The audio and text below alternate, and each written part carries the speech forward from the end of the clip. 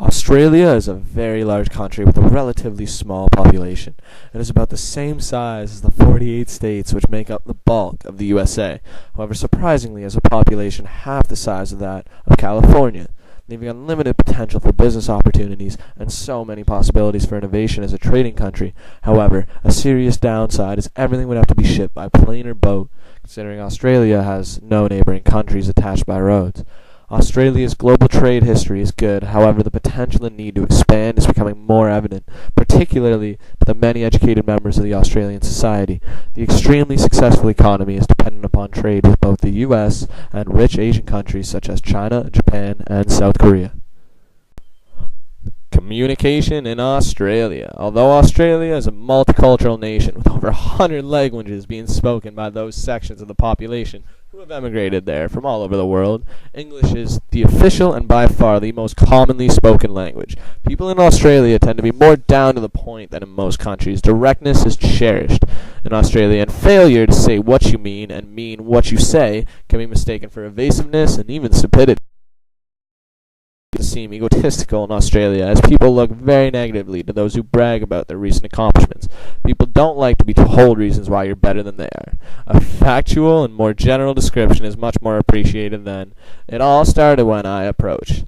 Australia's communication, especially from a business standpoint, is more so for humor than any other aspect. It isn't just encouraged but promoted, and business leaders and executives are notorious for cracking an interesting joke at the most unexpected or more or less inappropriate times. First names are invariably used in the business situations in Australia. It would be very unusual to call business contact by their surname. Similarly, educational titles play relatively little part in the business situations.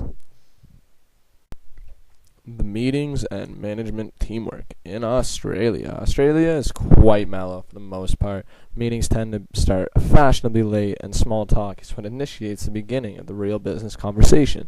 Meetings are casual and tend to be unprepared besides the discussion at hand. Meetings tend to be a heated debate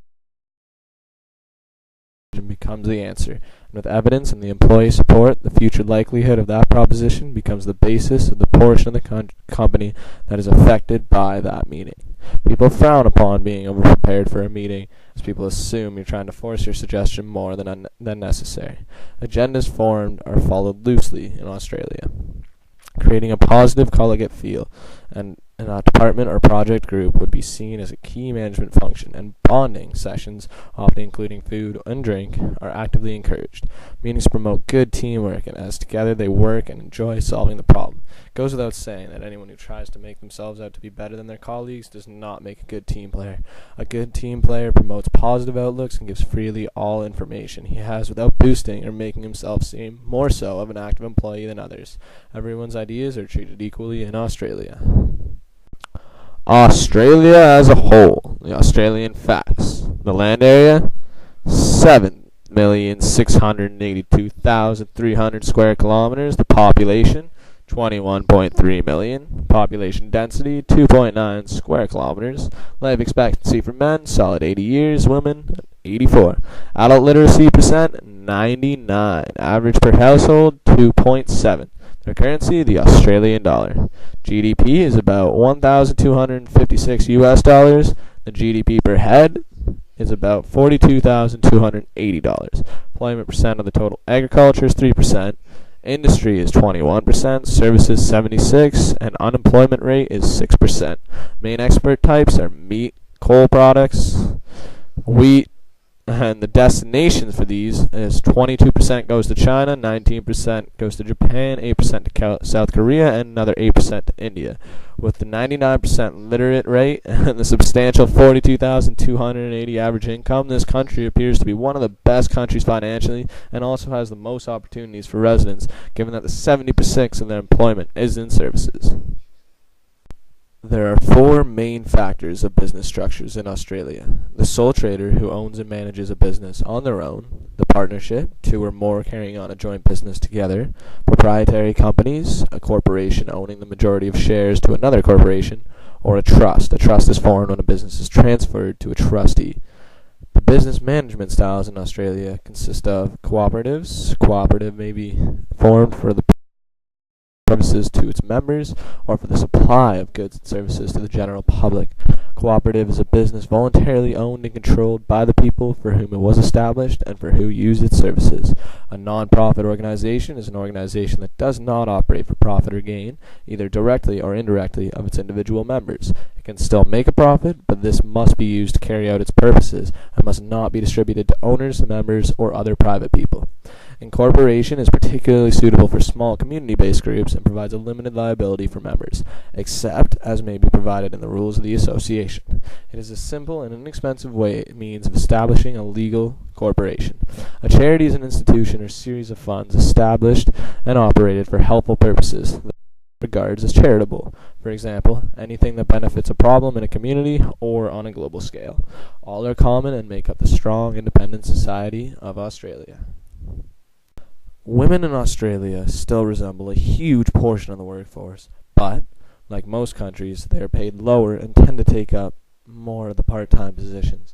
It's still being studied, however. Women are found to be paid less money for doing the same job as a man. However, women have made a huge progression in the managerial positions and continue to reign as one of the highest women managerial rates for one of the most industrialized countries. As a new foreign businesswoman, you most likely won't encounter a gender bias. When it comes for business meeting and dressing in Australia, it is no exception for the flashy designer suits and skirts, and is traditional as far as the business dress code stands. Nothing out of the ordinary for men, but women tend to dress more so based around the weather and the region of Australia they're traveling to. Also, given that Australia is such a hot climate,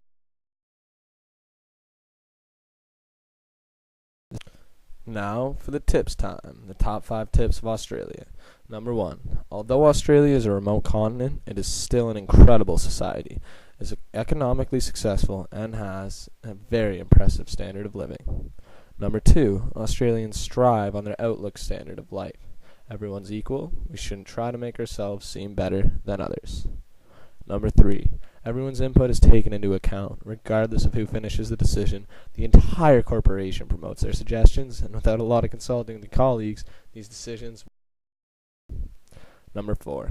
Their business meetings never start stressful. Everyone is encouraged to engage in a little small talk prior to the starting of the meeting. And best of all, number 5, Australians like to be viewed as good team players and will try very hard to play the role. Imagine a corporation where every individual valued each other as much as themselves.